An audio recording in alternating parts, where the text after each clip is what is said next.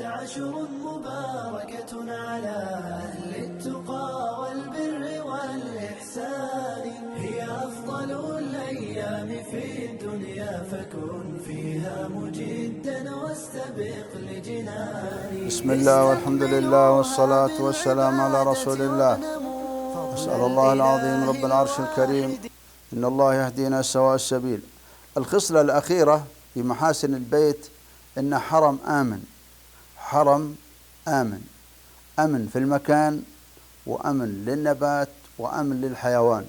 نبينا محمد عليه الصلاة والسلام قال لا يسفك فيه دم ولا يعضد فيه شجر ولا يحش الحشيش ولا تلتقط لقطة إلا لمنشد.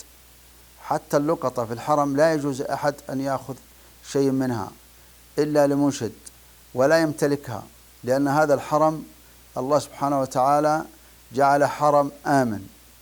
والعجيب أن هناك أناس قد لا يشعرون بأهمية هذا الأمر أو لا يتحرزون.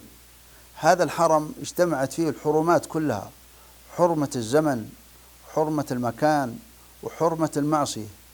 ففيه ناس قد لا يبالون بالأشياء هذه.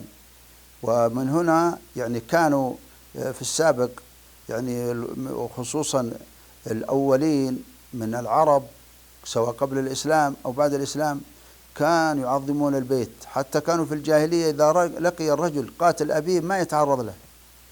ولهذا هذا حرم آمن، لا ينبغي للإنسان أن يؤذي الحجاج عن طريق السرقة أو عن طريق إيذائهم.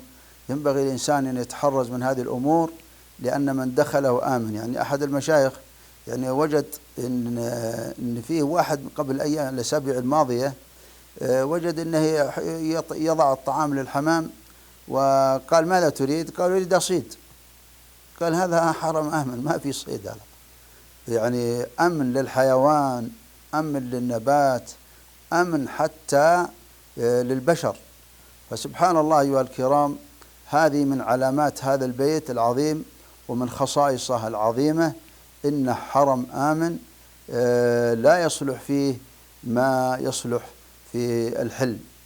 ينبغي الإنسان يتحرز فيه وأن يتأدب، ومن كان بجوار البيت أن يراعي حرمة البيت وأن يحسن جوار هذا البيت.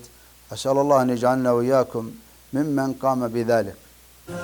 وصلى الله وسلم وبارك على نبينا محمد.